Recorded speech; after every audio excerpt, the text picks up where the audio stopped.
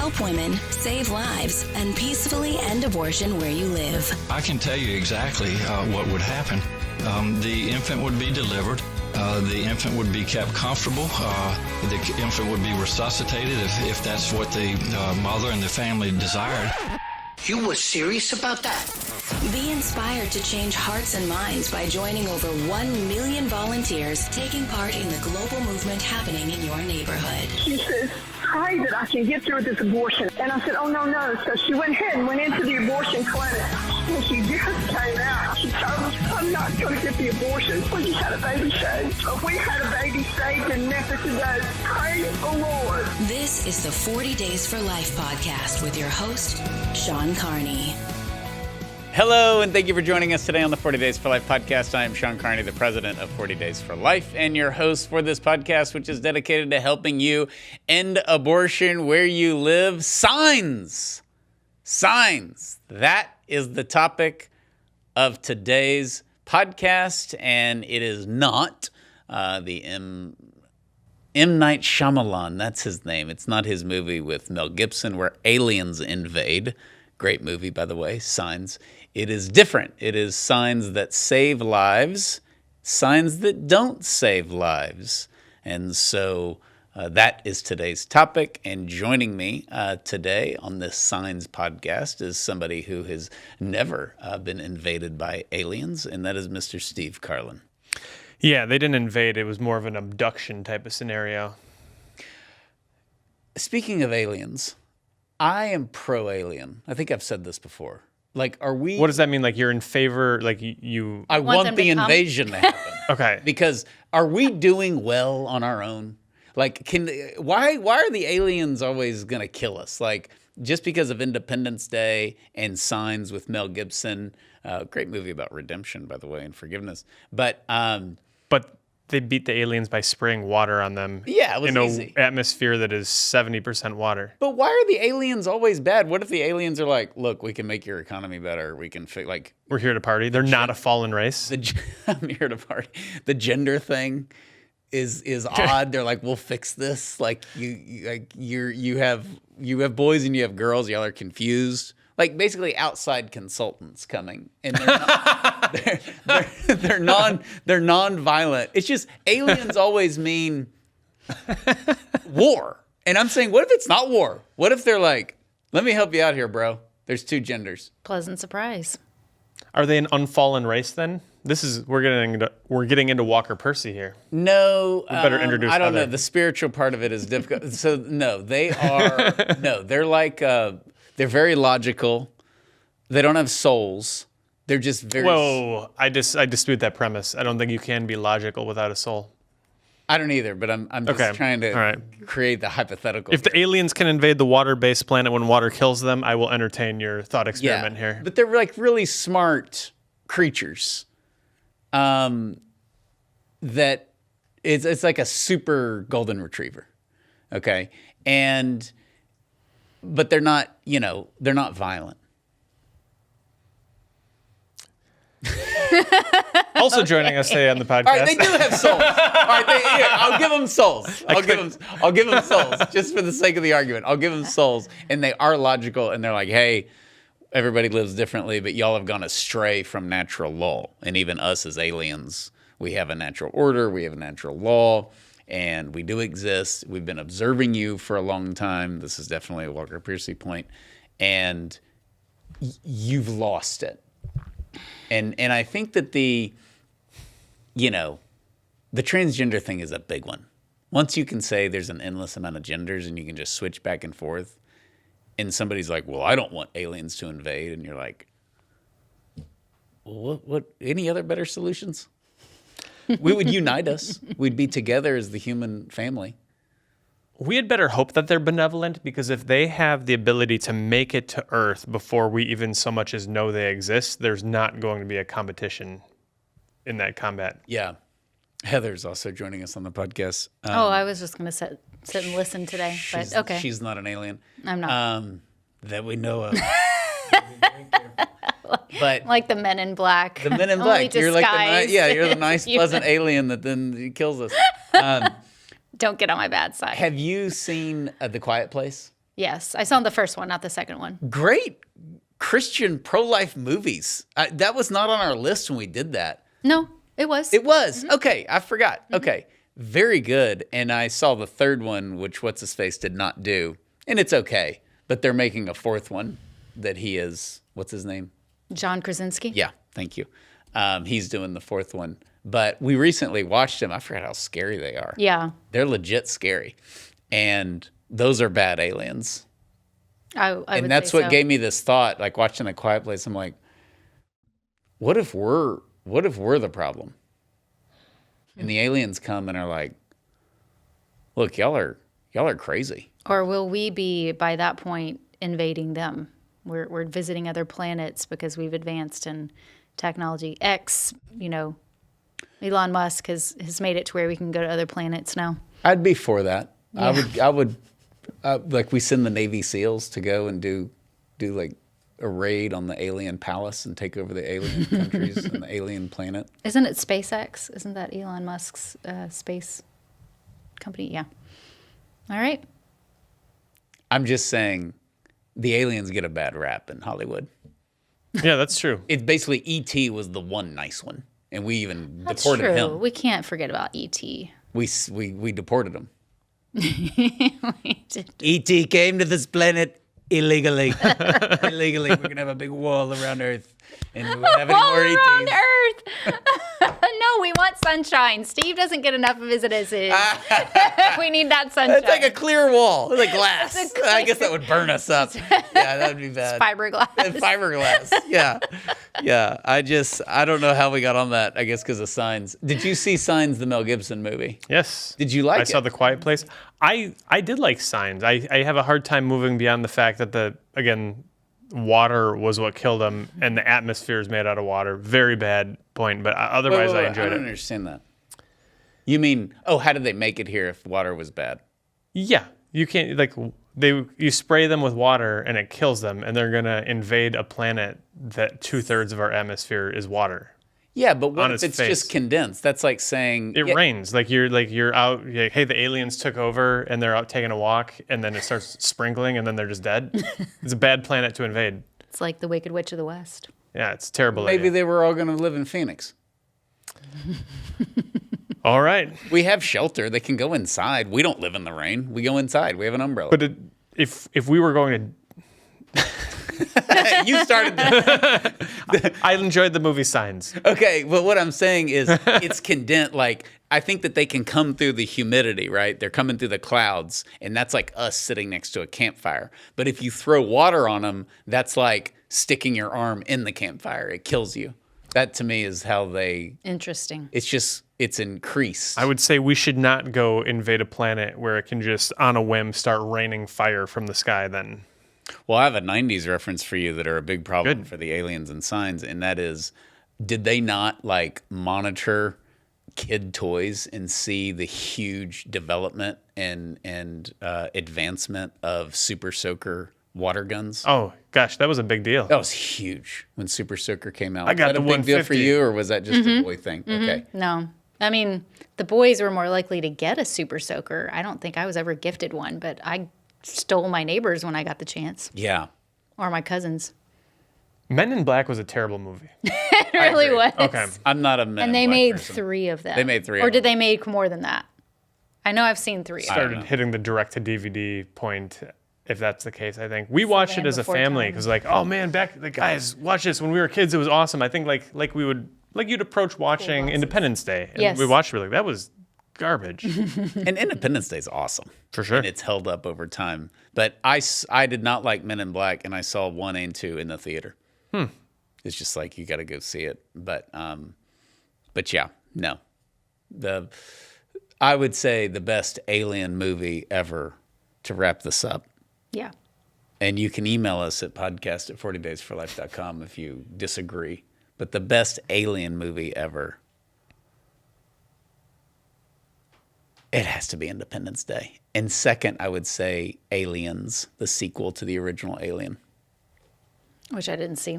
You didn't see the Alien like out of the 70s No. and then the sequel in the 80s? No, but I did see Independence Day, so I'll just agree with that. It's just positive in the president's speech and all that. Yeah. It's so good. And my hot take on this topic is I don't like the movie E.T. Okay. He should have never been allowed on this planet. He should have never been allowed in our country. So They're not sending their best. He can do nothing. He's got like 3 fingers. Okay? He can't work. He can't do it. He's terrible for the economy. Okay. 5 signs that don't save lives and 5 signs that do. We're going to get some Intriguing. anger from the podcast. Little spicy. Yep. Graphic signs. We'll start with the That's first one. Number signs one. that don't save lives. Graphic images. Yeah. Big disclaimer, because we got graphic. I support graphic images in certain contexts, Same. but I'm not a graphic image person. There are graphic image people where all they do is talk about graphic images. If you don't use them, you want more abortion. And this is the line in the sand. It's like the crazy Trumpers. It's just like, if you don't endorse everything he's ever done, you're an enemy of the state. And the pro-graphic image sign people, you have to have them everywhere all the time. And you talked about this on the podcast recently where we talk about the context of we want families to come to the sidewalk. We want families to come to our rallies. But then you have small children looking at abortion victims' photos. And not all parents want their kids to be traumatized by that so early. Like at some point we have to be exposed to them, but little kids can be exposed to that too early. And parents should be able to bring their kids to a pro-life event like that. It's the truth. It is the truth. And There's a lot of things that are the truth. That it doesn't mean we have to be graphic about it. Well, and this Little kids. is my big issue with that point that you made is that our culture hates innocence. Yeah. I mean, we see this with going back to that on a serious level. We're gonna like chop up an 8-year-old because they think they should be a boy. Like nobody can be innocent. Well, not only that, we're exposing them to porn. It's totally fine to show kids porn. Sex ed. What do you mean? Kids are resilient. At young ages. Well, like there's a line. And to me, it's like the guy that wrong. like cheats on his wife and gets divorced, and it's like, did you have kids? You know, he left his family, and he's like, yeah, the kids are tough. Well, they had to be. You walked out on them. What was their other option? Yeah. Of course, they had to be tough.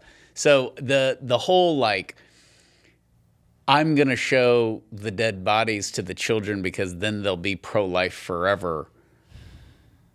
Of course, that can happen, but like, that's just not a system. We oftentimes for gifts, we do experiences for our kids. And so it's like a kind of delayed. My son was sick for much of the year. My son, John Paul, is 11. He's about to turn 12 this week, actually. And he finally cashed in on his Christmas gift was my wife took him to Milwaukee, the big city in our states. And they just had a day doing whatever he wanted to do in Milwaukee. Cool. And he chose the zoo. And there's just a certain delight there because I imagine give him 2 more years or whatever, he's a teenager, you're not looking at going to the zoo, but there's something that is just so wonderful and so short about children before they hit adolescence. Yeah. And adolescence, I've loved having a teenager as well. I know you do. That's wonderful as well. But there's also just something, you get such a short window with kids where they are untainted by particularly like violence and sex and all of those sorts of things that I don't know why we would ever want to rush them out of that. Yeah, and it's not burying your head in the sand or making them naive. This happened to me at a vigil, and Mary Lisa was with me. We had, I think, 5 kids at the time. Yeah. And there was crazy graphic image guy, and he kept showing the images to all the kids. The random thing was this was at a celebration event for an abortion facility that closed, and he still brought the sign. So right as we arrived, I was like, well, I know this guy. I've met him before. Like, I get this. Because you're bringing the graphic image sign to the pro-life event that's celebrating the closure of the clinic. So the only people there are the pro-lifers. There's no staff. It's over. They closed. And it was, by the way, like a church basement. So you just... Never forget. Yeah. Never forget, you guy. You just can't ever get away from it. And I was giving my speech, and Mary Lisa said to the guy, like, can you please turn away? I don't want my kids to see that. And he said, they need to see it. And she was like, no, they don't. Yeah. They're 3, 4, and 6. Yeah. And he kind of scurried off. But it's just like, and I know we're not stereotyping. Graphic images have a very good use, particularly at Planned Parenthood fundraisers.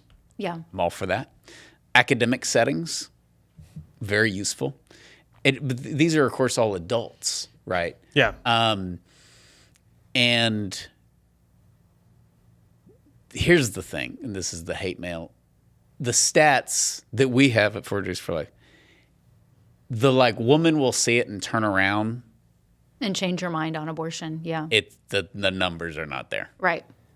Well, even from the former abortion workers, that's what I always go back to is like, even if you don't believe me because, I haven't been in this movement for a portion, only a small percentage of the time you have or something like that, why do we keep hearing former abortion workers say over and over again that and I share this in our workshops a lot of times with the sidewalk outreach intro, the graphic images will tend to drive women into the arms of the abortion industry rather than driving them into the loving arms of Christ. And that is what they will say over and over again. We have a facility in Austin. We have the most workers that have quit have come from this one. It's, I believe, 8 workers, both that worked inside and security guards. And the workers that came out of there, more than one of them told me, we would celebrate when the graphic image people would be there. We would celebrate inside because we knew it made us look really good and you guys look bad. And of course, that wasn't our group bringing those graphic images. It was somebody else coming from out of town. And so the counter argument to that is well, I don't care. They don't care what Abby thinks. I don't the do what abortion the workers, abortion workers can think whatever they want. I'm going to do it because it works, but it's not. But they're saying I can't say no one's ever chosen life because they have. Oh, right? Of course, yeah. But it's not you will see the truth in turn.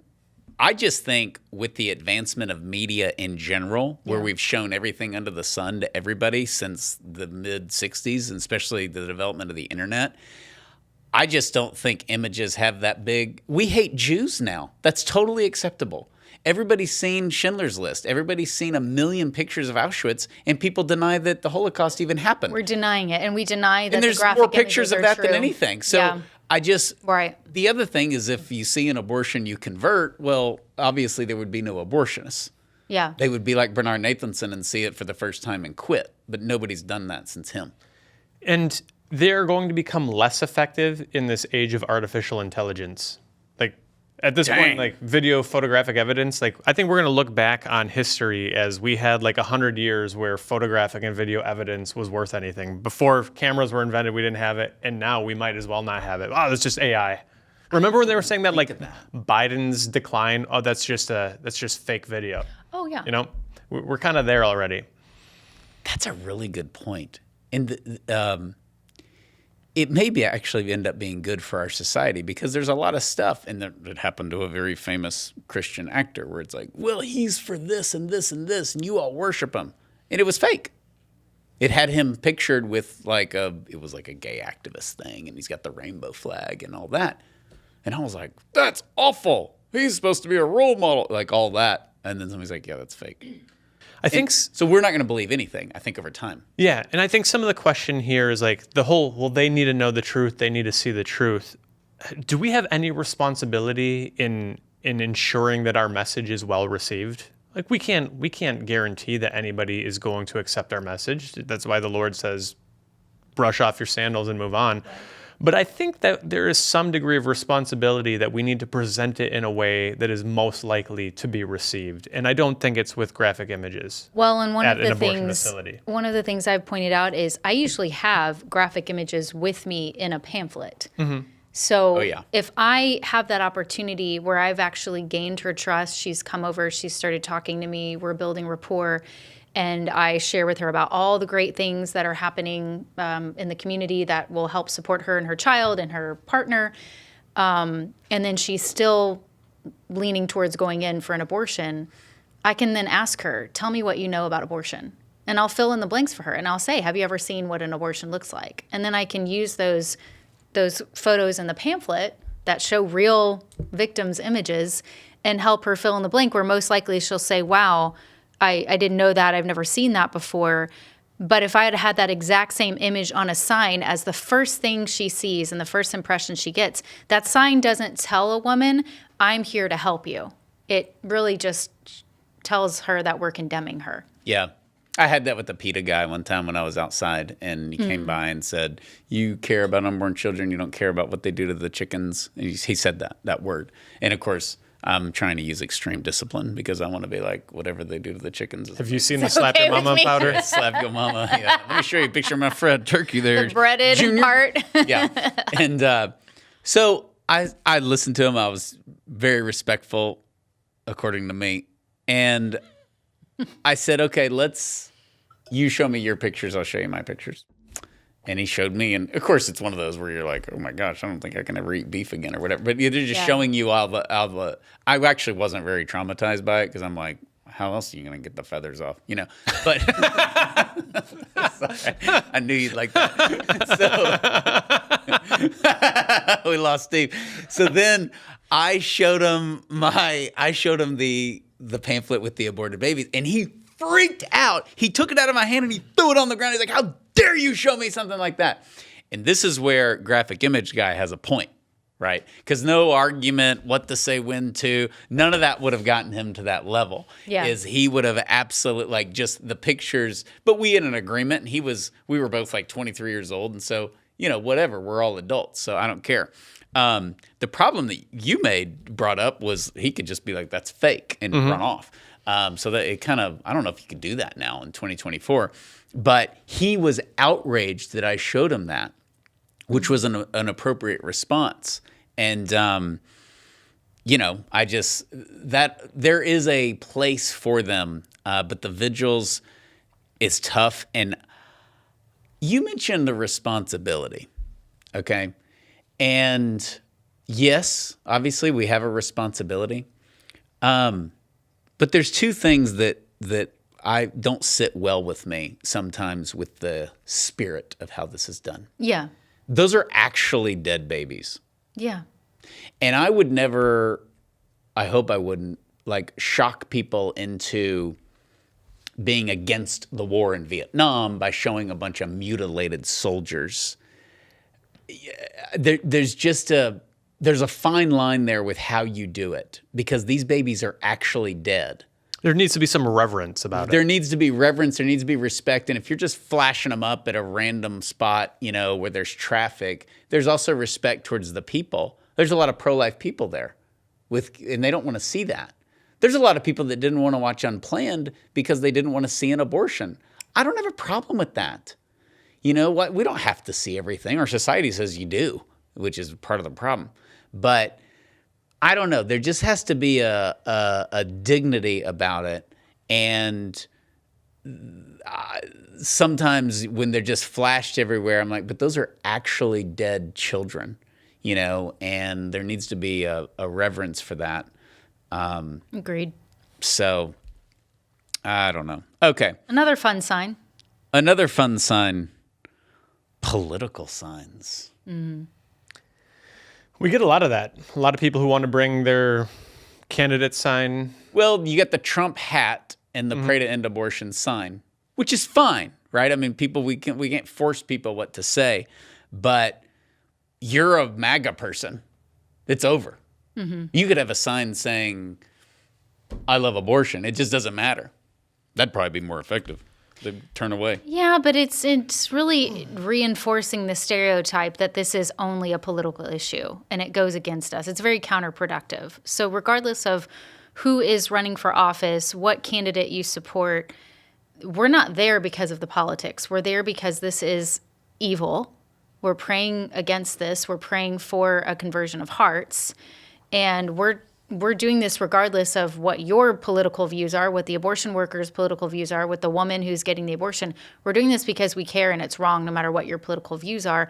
And it's really hard for us to show that this is not just a political issue, that this is a human rights issue, when all you're doing is making it about politics as kind of the focus. And that's not what we want to do at our vigil sites. Plus, you don't have to do it at the vigil. There's other things you can do just through education. Yes. I didn't know this until the election was over, but we had an election way back many, many years ago here. And the pro-abortion candidate lost, and one of their campaign members blamed the Coalition for Life, and we didn't do anything political. We didn't do survey. We didn't do any of that, and they blamed the 40 Days for Life vigil. It was the first one. It was actually 04 to give it away, but and the candidate who lost blamed us. One of his campaign people was like an old high school friend, and he's like, yeah, you'll cost us the election because everything was about abortion in that one like area. And so he got asked about it in the media, and it came up in a debate. This is Congress, a congressional race. So they weren't prepared, and they were blaming. They weren't prepared, and they were blaming the awareness that we had caused because we had gone door to door and we had done all this. But we didn't get into politics. We didn't do any of that. And I'm saying that to encourage people. Like, we say it all the time, but you're standing out in front of an abortion facility. People think about it. They talk about it. They go to work, and they're like, do you see these people out there? Well, what do you think? Well, I'm with them. Well, I'm against them. And that comes up particularly in an election cycle with, well, who are you voting for? Well, does he or she support it? Yeah. So it's a lot of bang for your buck for taking an hour and going out and praying. That sort of ties in, I think, to we have these various states. Perhaps Florida has drawn the most headlines that have abortion referenda on the ballot to enshrine abortion rights in their state constitution. And we've encouraged 40 Days for Life participants, vote no, tell other people to vote no on these referenda, kind of specific call to action there. But as much as we encourage that, would we encourage people to go out with their vote no signs at the vigil? I don't think so, because who are you speaking to out there? It's the same thing as the guy who's bringing the graphic images to the church basement. Who's your audience here, and what are you hoping to convince them of, persuade them of? If you show up, like, do you think the woman, you're going to hold the sign so she walks in, has the abortion, and then goes out and votes against the constitutional amendment? I don't think so. We've got to have some sense of action A is going to lead to result B, and bringing a political sign to the vigil does not accomplish any of the goals that we're looking to achieve, just not the time or the place or the audience. No, and you lose half the people anyways. If you have a Trump will save America, or you have a Harris wants to kill children, whatever you have that is your slant, or Harris is pro-life, whatever. She's more pro-life. She's more pro-life than Trump, which is a thing. So it's just polarizing in that you're actually there on the tip of the spear, front lines of the front lines to reach the woman and save the baby. And the baby needs you to not do that, to give him or her the biggest chance at not being killed. It's just, it treats it sometimes like there's nothing at stake, and there is something at stake. So that's pretty similar to the next one. There's general anti-abortion signs. We're not trying to debate with the women, we're trying to focus on them getting help. And what do you think falls into this? So, because it's hard to gauge now in 2024, but the generic abortions, like love them both. Mm-hmm. Good. I like that. I do too. Yeah. I like life begins at conception. Mm-hmm. I like abortion stops a beating heart. I think that's a good one, a good generic one. We have a little heartbeat on our sign. Yep. I'm not a fan of God hates abortion sign. I've seen that. Or God is pro-life also. God is the same. It's the same message, right? But God, is life itself. It's just kind of like, and he also wants to build the wall. Like, it's just a political slogan, that's kind of reducing God down to he's on our side. This is where I would have a specification. If I had my way, this is how our folks handle this in Austin, and I know several other locations. We have some of these really good signs pray to end abortion, or abortion stops a beating heart. But that's a sign that's great for the vigil, but not if you're a sidewalk outreach person at the driveway, because that's where the woman is going to most likely see that. You're going to be seen by her. And I want to show her, I have help, please come to me. So it's ask me about free sonograms, or ask me, we can help you. Abortion pill reversal. Those are the types of signs that are going to be most likely to get her attention and get her to come to you, especially for our locations that have a really hard time reaching women because the entrance is so far away or it's behind the building and they can't see women, face to face in the parking lot. That entrance point is your best shot with those signs that say, we can help you. That's my recommendation. I had a friend, I still have this friend, but he would go out to the vigil with a sign and it was shaped like a stop sign and it said stop abortion now. Mm-hmm. And objectively speaking, there's absolutely nothing wrong with the sign. Yeah. Actually, he didn't get in trouble, but the police complained that people would think it was an official traffic sign. Stop sign, oh no. But that silliness aside, nothing wrong with the sign, but at the facility, I just don't think that who are you trying to you're going to tell the woman walking in to stop abortion now? I think it's a great sign perhaps for a pro-life rally or the March for Life or any of those sorts of things. I don't think it's achieving the ends that we have when we are at the facility itself. By the way, we've all held and promoted dumb signs. So it's a good disclaimer. We're not saying this because it's just our opinion, but 40 Days for Life has been in 1,700 cities around the world. We've had a lot of different signs. We've had a lot of homemade signs. We've had a lot of professional signs. We test signs. We have some new signs that we are going to talk about later that we've used in recent years that are is this effective or is it not? So we do measure these things. It's not just I didn't like your sign. It looked like a stop sign. Right. But it's that it work. That's I didn't like your sign. Complaining about the pro-life sign voice. Yes. But yeah, there is a system to this. Frankly, I think that's why a lot of people participate in 40 Days for Life. They feel like they can trust it, that it's been tested, that there's a system, that it's not the Wild West, that you do sign a statement of peace, that you are encouraged to hold these signs and not these signs. And it gives order to something that's very, very important. Okay, this is a big problem. Signs with too many words, with 90,000 messages on it. Yes. Ain't nobody got time for that. Yes. I've seen that a lot. There's actually two parts here. So signs with a lot of words, but also signs that are not professionally made. Typically, when you have homemade signs, unless it's legible, so it's few words and the graphics, the letters are actually big enough. I've seen so often where people will bring posters and they may have a great message on it, but it ain't getting to anybody because the font is too small, it's too thin, it's too scripty, it's too whatever. It's not good for people driving by or, walking by, going into the facility. They can't read it. And so we've always encouraged, I know at a lot of locations, people this is why we provide signs. You don't have to worry about what do we do and we need to go to the drugstore down the street to get our poster board and our Sharpies and make a sign. And you see signs like that in the March. I'm not saying, homemade signs are terrible. I'm just saying you really need to be mindful of how you're making it if you actually want people to read it and you want the message to get across. I study signs in an unconventional way. Besides driving by and seeing some movement, I want to stop. What are you doing? And it could be voter registration. It could be save the cats. It could be whatever it is. College game day is a great way to do it. Ooh. Because College Game Day on ESPN, they go to the campuses and they encourage people to go out and bring their signs. So you get different parts of the country, okay? Generally, everybody's a college student, so that's kind of where everybody's the same.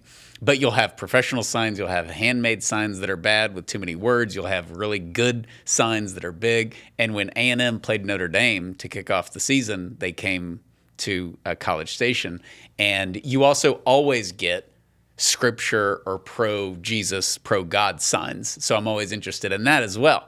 And A&M, I gotta say, they had great one. One guy, he just kept getting right in the camera, and he had the sign, because we were playing Notre Dame, that said Rudy was offsides. Because it's well documented with the real Rudy play that he was offsides. The leprechaun is a liberal. I thought that was funny and accurate. Notre Dame people going to email us.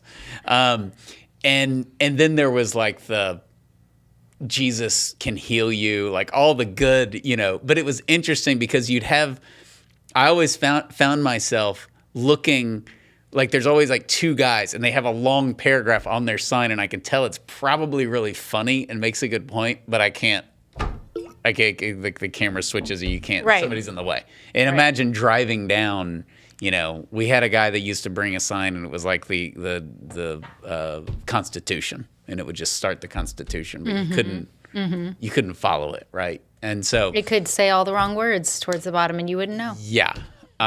So, anyways, Back in the day, I brought a pro-life sign to college game day. Got kicked out. Did you? What did your hold on. pro-life Do we sign even say? want to know what this said? Was this appropriate? It wasn't inappropriate. It wasn't the method I would use probably at this point in my life. Bro life? No, I don't. Was it abortion related at all? Yeah. Oh, Yeah, it was. pro-life? It was the basketball version of college game day. They Okay. came to our town when the university that I went to was going to do a late term abortions, and it was Valentine's Day. And so we made this big sign that it had like some message like with a heart and like Bucky Badger or whatever. And so I brought it in. They inspected the signs like no fewer than 7 times on the way in. And so it was kind of taped and Velcroed to another thing. So it looked like one sign. And I got in, and then I took out my keys and I started sawing it apart. And I had like the no abortions at the university sign. nice. And my Nice. brother was watching. I think my family thought I was nuts. They're probably right. Probably. They go to commercial, and my brother's like, I couldn't like quite see where you were, but I immediately saw like security go as they went to commercial, and they hauled me out. So they're like, put the sign down, sir. I was like, I'm not gonna give you a hard time. I'll just leave. Okay. So they escort me out, and I like hold the sign up, and I get booed out of the arena. No, that's awesome. That's great. They're like, put the Pathetic. sign down. I'm just like, Oh my word. God. I thought it was like Badgers. I don't know what you were gonna say. I forgot about that story. We had a regular podcast listener when he was in college.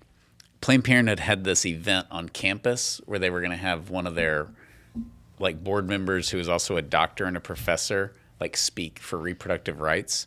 But we knew they couldn't get the crowd that we could, so we found out where it was and we just smothered it. We had like 150 people, and they had like 20 at their little Planned Parenthood gathering. So this particular volunteer got behind the doctor as she spoke, and he held a sign that had the Aggie code of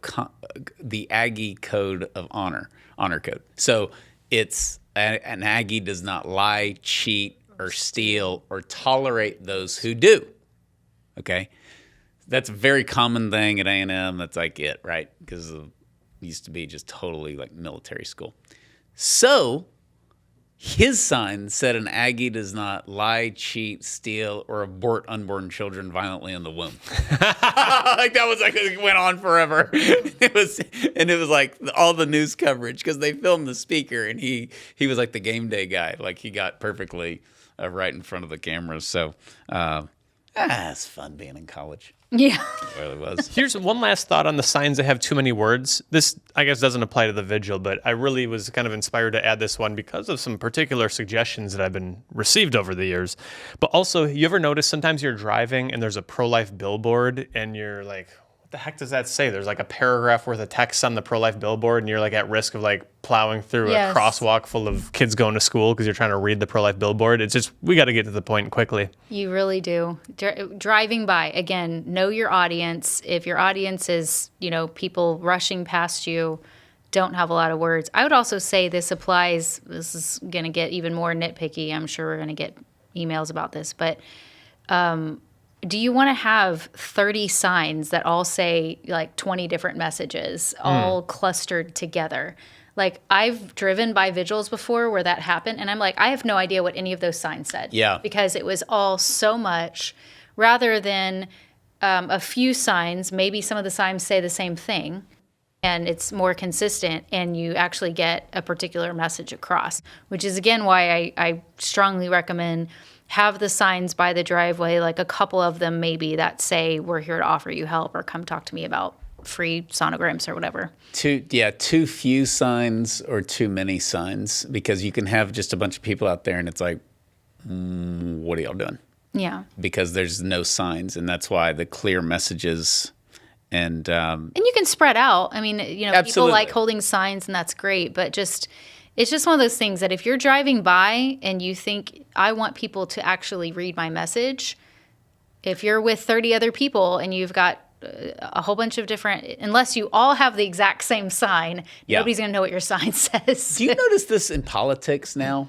the sign, there's too many messages and too many signs. I mean, Left-handed farmers for Harris. yes, I saw the Asians for Trump. Left-handed gay farmers. Like there's the gays for Trump, Asians for Trump, and, Yes. and it used to be like, well, Biden did the Build Back Better, which was actually a great campaign slogan, and Obama had Hope and Change.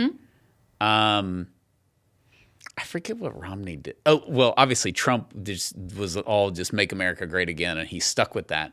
But I've noticed, I've been watching Harris's rallies and Trump's rallies, and there you'll see like 5 or 6 different signs, and I'm like, I don't. These people know more about how this works than I do, but it's a lot of different messages, and it's a lot of like fill in the blank for this candidate.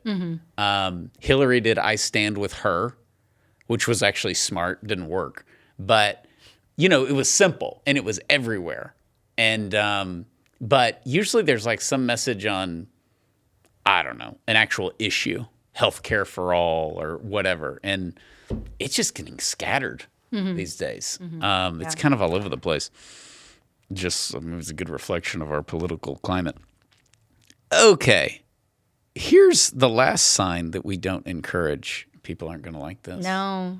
But this is why we do this. I mean, people can disagree and email us in, but we've seen this play out. Yes.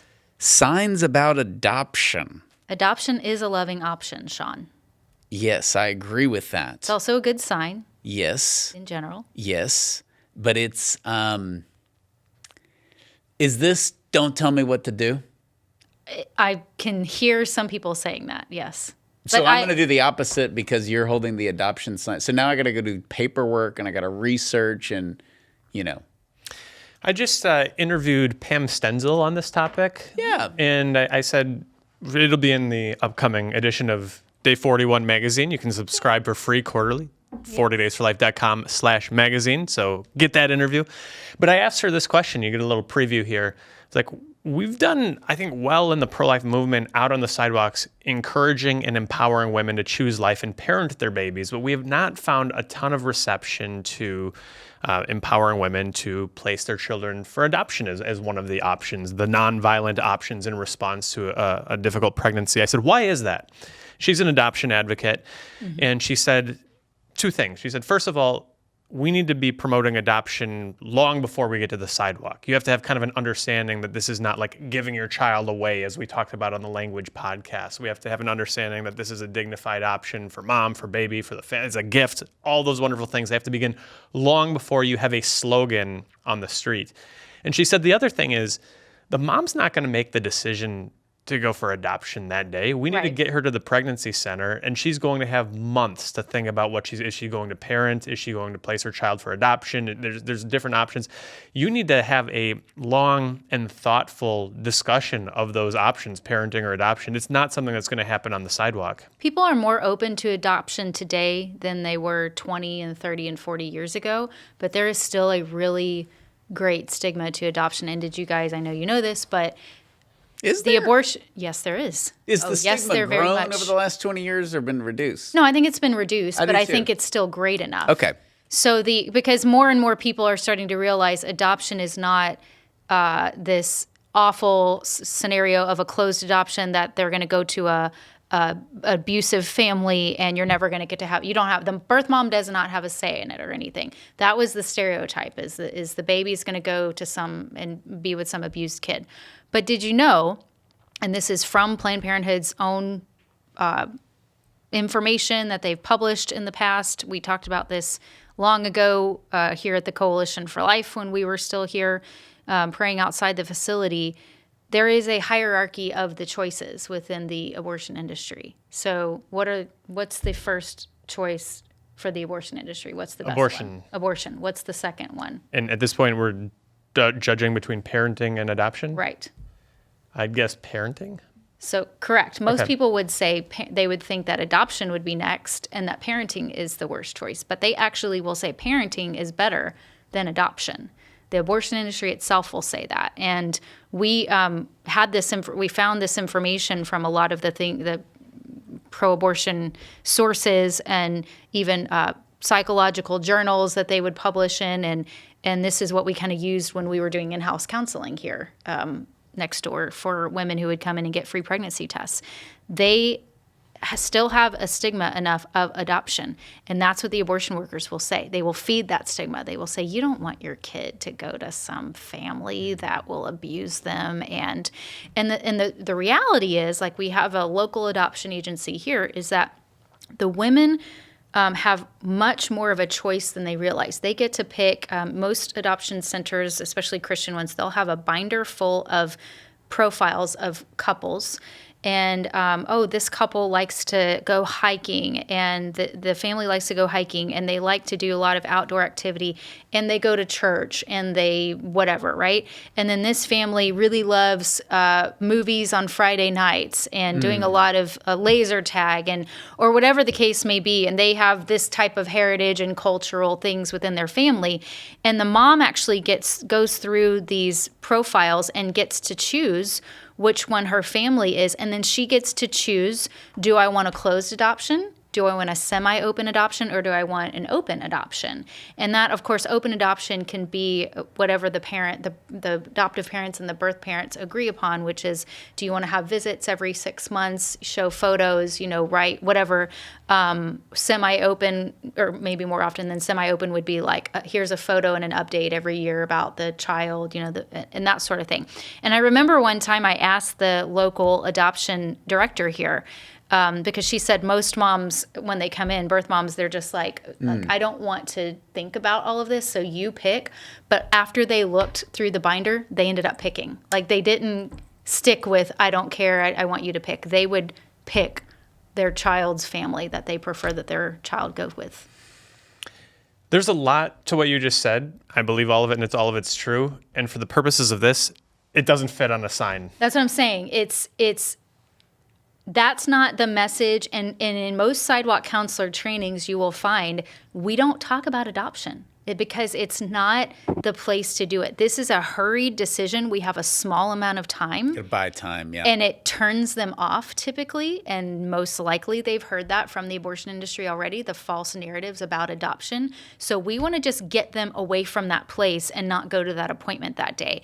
And then when you have that more safe space, a relaxed environment at the pregnancy center where they can talk to the client advocates about this, then that's the opportunity for them to bring up adoption and ask them if they've considered it. And the listener right now is saying, but I heard, and this does happen once every blue moon. Yeah. Somebody says, I'll adopt your baby, which we don't encourage people to say. Right. And it actually happens. Right. But that's, for every 100 times you say that and they storm inside and have an abortion, you'll have one that's like, wow, are you serious? It's not the right context, because you can easily buy time. Yes. We're going to get into the good signs. Let's do that. Okay, so those are the signs that maybe aren't so helpful. These are the signs that are. These are, of course, our signs. If we didn't believe in them, we wouldn't have them. Yeah, it's not. They're not on the list because there are signs. There are signs because we think they're the 5 most effective messages. And the first one is very universal, and that is pray to end abortion. Mm-hmm. That sucker is gold. And you can be like, well, they don't believe in God. Yeah, but even the atheists appreciate somebody praying. Like, they don't believe in God, but they appreciate your intention. That God hates abortion and therefore you enjoy hell. Yeah. But that we're praying for you without having to say it. And it's clear what we're doing out there. Like you said, sometimes people may not have a clue what we're doing. You're waiting for the bus? Yeah. You doing a drug deal here? You're waiting for a ride share. I've gotten that several times before. Like, are you waiting for a ride share? No. What are you doing here? I'm glad you asked. It also shows that you're not protesting. You mentioned earlier, like, the handmade, like, marker signs. Mm-hmm. That has worked out really bad for abortion supporters, because you can have a 40 Days for Life, like, rally going on, and there's 50 pro-lifers there with clear pro-life signs, and 20 abortion supporters with their, like, does that say? It just looks like there's 70 pro-lifers there. And it's always like, my body, my choice. Yeah. Like, they run out of room. And right-wing, Trump-loving, yeah, they go on rants. And that's why we put a lot of strategery into our signs, because the black background, the white lettering on some of them. We used to get so much negative feedback about that. Like, black reminds us of death. This is the most visible sign. When Right. you talk about we test them, there's nothing more visible than the black background with the white text. It's one way, right? The one-way signs with the arrow. And we'll still get that, right? I don't like the signs, but those are effective. They pop. You can see them at night. You can see them during the day. You can see them in the rain. Pray to End Abortion is where we live. Number 2, the signs offering free help. This to me is like I can get free help. And it's not just talking about for the pregnant moms. Oh, this is gold for when you're just going in to take a pregnancy test. Free pregnancy tests? Free pregnancy tests has saved more babies probably than any other sign. Yep. Because you get them right off the bat. Yep. Yeah, it's a big deal because I think there's a long time, a lot of people have been trained in sidewalk outreach, sidewalk counseling, like you can't do it with signs. I think some of these signs turn that on its head. Now you have something to initiate the conversation. Right. If you're across a parking lot or you're at a strip mall or whatever, there's not really the opportunity to initiate that conversation. You provide them the means to, yes, this is where you can come for help. Now, disclaimer, make sure 40 Days for Life volunteer and leader, if you're going to have a sign that says, ask me about free services, you got to have something to back that up. You need to know the free services. So you need to know where the free services are. Otherwise, that you have A on your face, to put it nicely. So the free help version of this for the workers is you don't have to work here. Yep. I love that. My ultimate favorite one, which Abby has said a lot with, and then the run is, no one grows up wanting to work in the abortion industry. Or I like even better, you didn't grow up wanting to work in the abortion That's industry. my line. I think most of it, okay, there you go. I'm Credit just to taking Sean. credit for it. Okay.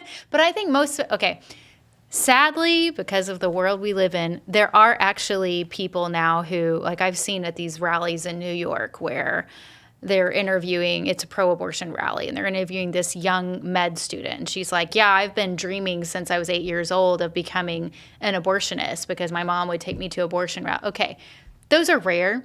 And really, That's literally the only Did you know what actually abortion was at 8 years old? You know, those are the types of things. But also, really, you can't go back. Did they actually go and work in an abortion clinic? I mean, I plan on doing it. well, they're going to be replaced because all the abortionists are aging out. And so I'm going to be the savior. I'm bringing in a new generation of abortionists, which sadly we're kind of seeing. I mean, we had 3 young abortionists in Austin at one point. It was really disturbing. All the other ones were like 80 and up, it seemed like. And then we had... And I still don't believe that they were little and wanted to do it. I don't either. I It's have to a take hard away time, that but no one grows up to be the yeah, best you're trying to abortionist discredit ever. that. Yeah, and you're like, no, I did. Okay. It just doesn't have credibility. Like you could say, I believe if you wanted to be a doctor and you wanted to work in healthcare and you consider this healthcare, which we know it's not, that makes sense. But really, nobody, let's be more specific.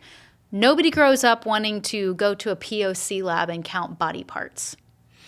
It's like True. my kid has known he was transgender since he was 2. Like, no, Right. Like, my kid at 2 wanted to eat packets of ketchup for dinner. It just no. Yeah, but it's really easy. And if abortion workers are driving in, like this is the sign that you can definitely have if you're the first shift of the day and the workers are coming in. You don't need to have the ask me about free pregnancy test sign. That's where you have the abortionworker.com. You don't have to do this. You can quit anytime. There's a few different slogans, but I love it. There's a text number, but you don't have to do this. And abortionworker.com is super easy to remember. So even if they're like intentionally ignoring you, when you are within earshot, even if they pretend to not hear you, you can just say, check out abortionworker.com. As Abby and several of the quitters have said, you just can't help but be curious sometimes. You're like, okay, what's this website? Okay. Abortion center here. So this is really good. This is a sign. This is really good for hospitals and now the pharmacies. Really sad. It is sad. Say no to abortions at CVS. Say no to abortions at Walgreens. And they're lumped together, because you can say, well, my Planned Parenthood just serves women. It doesn't do abortions. Or my CVS doesn't offer abortions. But the company does. The CVS doesn't offer abortions because of the state that you're in. Yeah. not because CVS had a conversion in Texas and not in California. Yep. And so, there does need to be this came up recently about like, yeah, but there's like good people working there. And that's a good argument. I understand. You're stirring the pot. Yes. The 40 Days for Life vigil right here in College Station is having problems with that. Yes. And it's like there's good people there and all of that's true. Do we have a pharmacy campaign here? Uh-huh. Okay.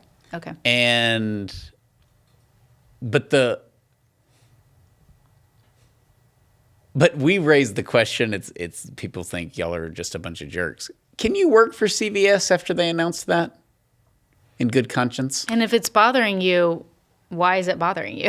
But I mean, where it takes place determines whether you work. So if they were just handing them out at your location, you wouldn't work there. But they hand them out at other locations, so you're okay with it. And I'm not trying to be the self-righteous jerk. I'm getting better. But that's like, I think that's a fair question. Okay. And we don't have like a moral theologian to be in here and explain it. But like, I don't know that why can't we raise the question, particularly in a job market where you can go work? I mean, everybody's hiring, right? So if you're the pharmacist at CVS, and your location doesn't hand out abortion pills, I don't know. I just, I don't know the statistics, but most areas of medicine, there's a massive shortage of doctors. The doctors have all the power, right? Because they can just go work anywhere. And that may not be the case for pharmacies. I don't know what I'm talking about. I'm saying that. But raising the question of, but should you work there anymore? I think that's a fair question. Yeah. And certainly if you're the dude selling the Doritos at the front, you're like, well, I can just go. I'm going to work, anywhere else. That just doesn't do that.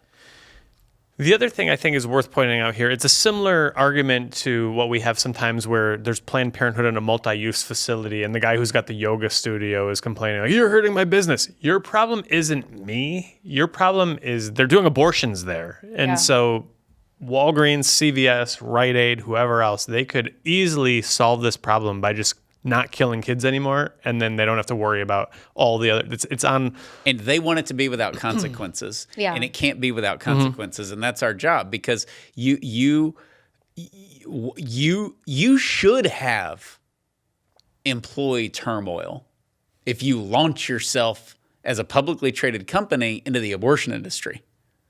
We're just a convenience store and a pharmacy, and now we're in the abortion business. Yeah, but we got good people working here. Don't be mean to them. I'm like, we're not mean to them. You are. You're totally inconsiderate that half the country is against this and that there would be any kind of public opposition to it. That's like saying we saw the same thing with, let's take Netflix. When Netflix did the Georgia thing, where they were against the heartbeat bill, so Netflix said, we will never film in Georgia ever again, which, of course, you get all these tax breaks, so this is all just public posturing BS, and now they still film in Georgia. But I knew a lot of people who, one guy, he bought Netflix in like 2006. I mean, he had made millions and millions of dollars, and he got online and he sold his Netflix, okay? And a lot of people sold it, and their stock took a plunge whenever that happened, okay? Well, could you say, okay, well, now you're hurting their employees because you sold your stock. Like, what's the obligation to the employees? When is it actually just about money? The other thing here is you're going to hurt innocent people who work at Walgreens and are not pro-abortion. It gets to be a little bit of we're making their talking points from, well, abortion's only 3% of what Planned Parenthood does. We're kind of now we're making that case. That's what I was just going to point out. People will be pointing that out. And I can also hear, I'm sure our pharmacy campaigns have already gotten this, but tobacco kills people. Are you going to the local grocery store that's not selling abortion pills, but they're selling tobacco products and protesting them? They're forcing children to smoke their cigarettes. I'll go protest them. You better believe it. Yeah. Yeah, and that's just an immature thing. I mean, a 13-year-old can sneak off and steal their dad's cigarette and smoke it. They're not going to die. Mm-hmm. They may be beginning a very bad habit that may one day kill them, but that's different than taking 2 pills and then, passing your baby in a toilet. Caffeine's a drug. Caffeine's a drug, bro. That's right. So I miss that guy. I'm sure he's out there. Maybe he'll be seated next to me on a plane. Have him on the podcast. Yeah. That's in What to Say When too, right? We've talked about it so many times. But I think we do have Caffeine's a drug guy and What to Say When too. We've got a couple of those guys. We've got You Don't Care About Pro-Lifers, or You Don't Care About Born Children. That guy's in there. But yeah, I think that's a legitimate point that we highlight. You did this. I mean, you're one of the few 40 Days for Life leaders that had one of these locations, pre-Pharmacies, doing abortions, where you're like, okay, we're going to the hospital. And everybody's like, wait a second, like where cancer patients and heart patients are? Yep. Mm-hmm. And it was you in Green Bay they did it. They did it in St. Paul, Minnesota. It has more of an impact. Frankly, you just piss everybody off, and they realize this isn't worth doing. We're a legitimate healthcare, and we're now doing abortions, and we're mad that there's public opposition. Of course there's great nurses and doctors that work there. Right. And they will be on your side. Mm-hmm. Like, they made me mad the first 2 months that you're out there because they don't want to deal with it. That's human nature. But over time, they're like, you got an ally. When we were out in front of the hospital, it was remarkable because we didn't know. We knew that this whole whistle was blown on this hospital is going to do late-term abortions because there was a whistleblower there, and she had to remain anonymous and fight it from within.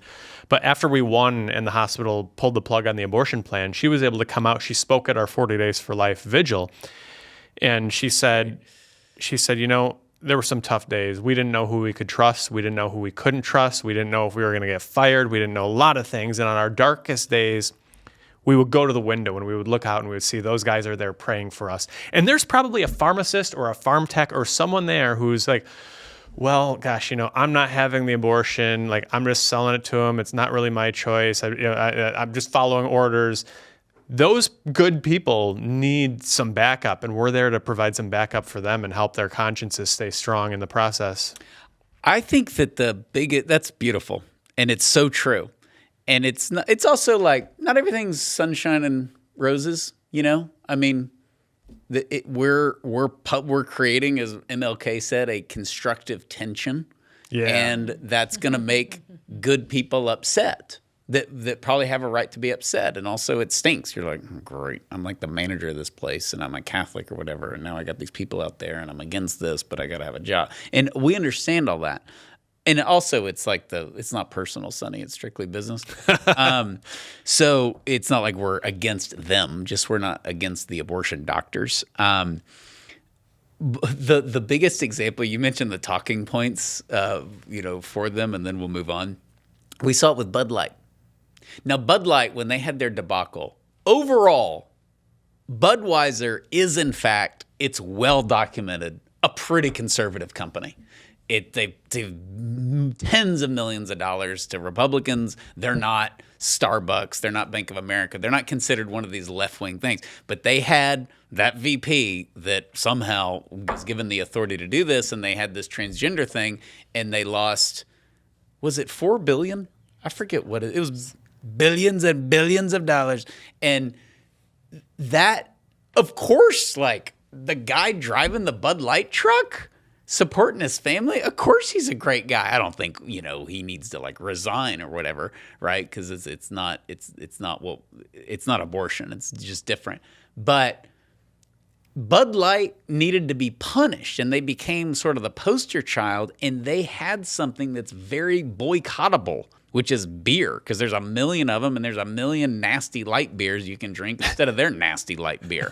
And that is the problem that CVS and Walgreens has, is that this isn't 1951 where you're like, I'm going down to the pharmacy to get my...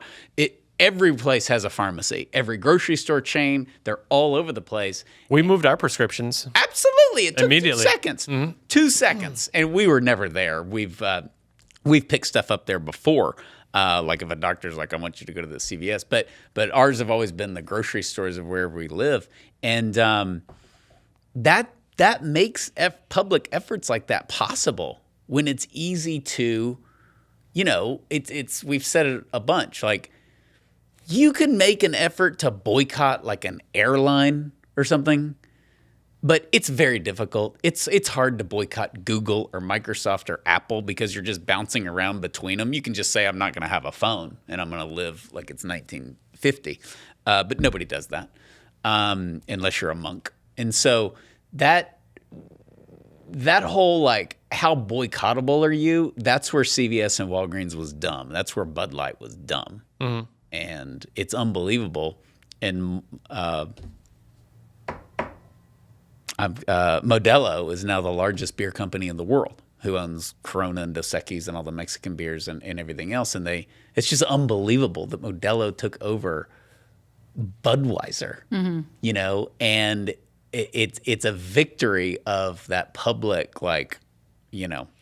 I got to be careful to not identify, but I've got a family connection where someone works for another large macro brewery. And it was like an all hands on deck meeting called for like 11 o'clock that day when the guy got into work. He's like, oh, this is serious. And they found out that they were being targeted for a similar like DEI, like Budweiser like program. And I think by the end of the day, they had canceled their whole program before this thing went public. Yeah. Interesting. So it's unbelievable. Okay. You don't have to do this today. Great sign. You don't have to do this today. It's one of the best things, I think, with our original sidewalk counselor training here. We ranked it as one of the top 3 things you can say as the last thing that you say to the woman if she's continued to walk in the door. Like, you don't have to do this today, and it can ring in her ear, make her second guess. This is great life advice, and I've been the recipient of it, because when you worry about something or you get in a tight spot, you're just like, oh, I have to do, you know, and it takes somebody. I had it happen years ago. We had a scenario, and I had it was work related, and a 40 days board member I said, well, I have to do this, like whatever. And he said, you don't have to do anything. You need to remember that not doing anything is always on the table. It was great advice, especially like I was a young leader, but you know, our kids fall into this, you know, and sometimes you realize I don't have to do this. And this is a rush decision on purpose. So, and something similar to this is you can leave at any time, which that I think is effective for the woman who is all the way to the point where she's on the table and she's really, really not wanting to do this. And how many people do we know who the mom, you know, got off the table before the procedure started, or maybe even after the procedure started, and they were like, you can't do that, you can't do that. Here's what's so beautiful about that, and we see it happen a lot. If you say, remember, you can leave it at any time, there's 2 things. Number 1, people must do that. Like, I'm going in for this procedure, and people who have done this before in my position, this wasn't possible. The end. Like, they've gone in, they've registered, like all of a sudden it's on the table that I can jump off the table. And the second thing is, this person knows that because they're out here every day. Like, I just Googled this place. It's the first time I'm having an abortion, but that must be true because this person, like, remember, you don't have to do this today. You're subtly taking authority in the conversation. Yeah. You know, and which is very important in sidewalk outreach.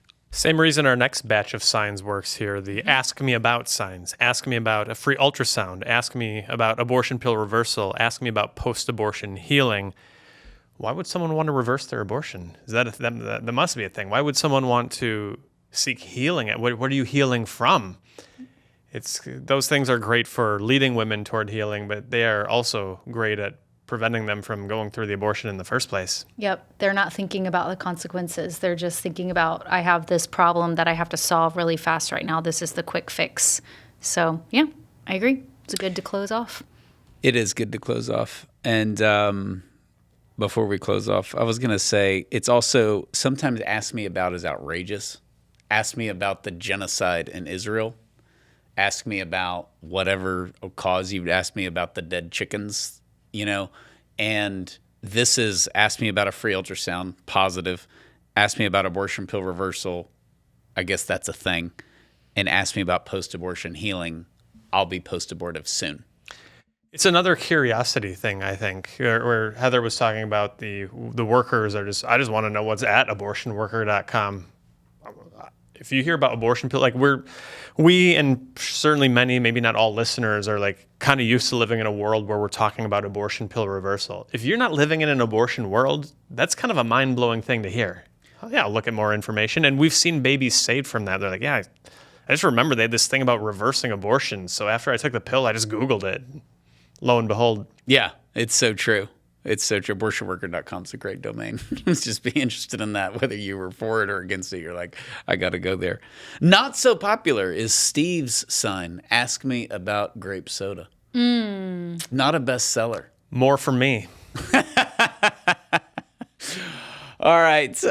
Please rate, review, and share this podcast. Thank you, Steve. Thank you, Heather. And if you have not got it already, be sure to order your signed copy of What to Say When Part 2. Thank you for all the positive reviews and ratings we've gotten on Amazon. It's been awesome because that helps all pro-life books, because Amazon's not exactly very pro-life. So anything you do to help the book on Amazon helps all pro-life and Christian books. So thank you for those who have gone and done that. Please rate, review, share this podcast, and we will see you next time. God bless you.